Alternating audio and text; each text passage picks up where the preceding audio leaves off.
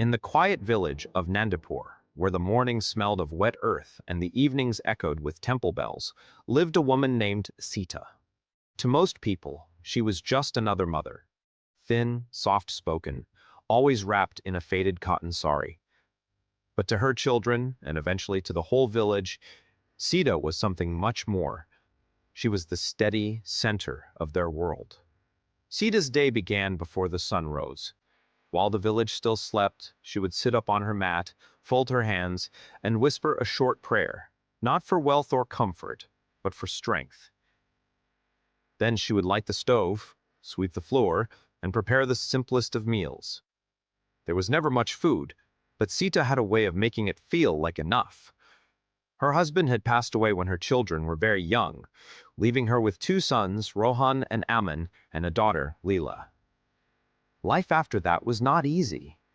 Sita worked in the fields during planting season, washed dishes in wealthier homes, and stitched clothes late into the night.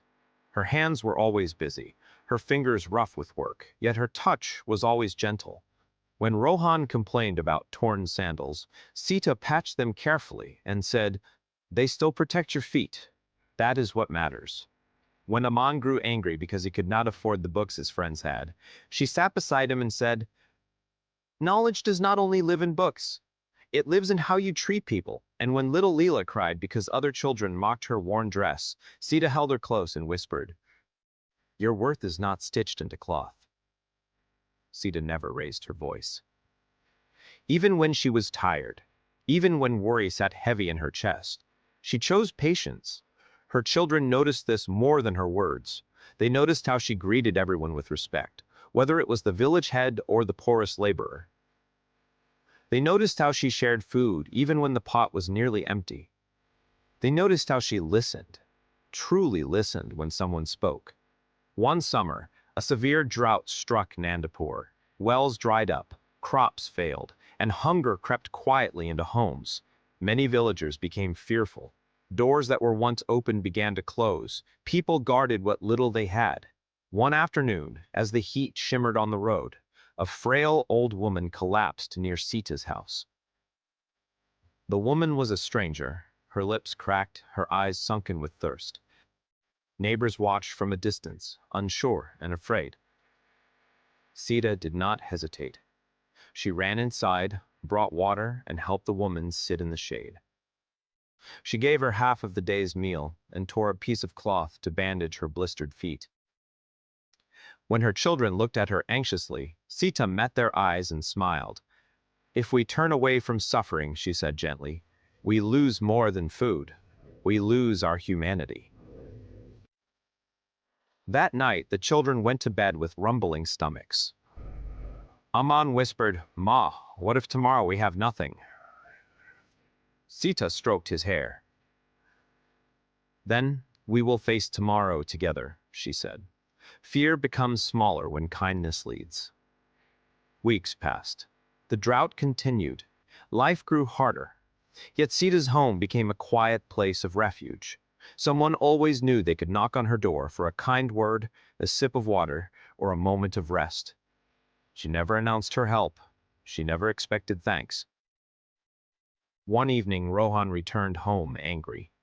"The other boys laughed at me," he said. "They say kindness is weakness. They say you are foolish for giving when we have so little." Sita looked at him for a long moment, then took his hands in hers, hands that were already beginning to look like her own.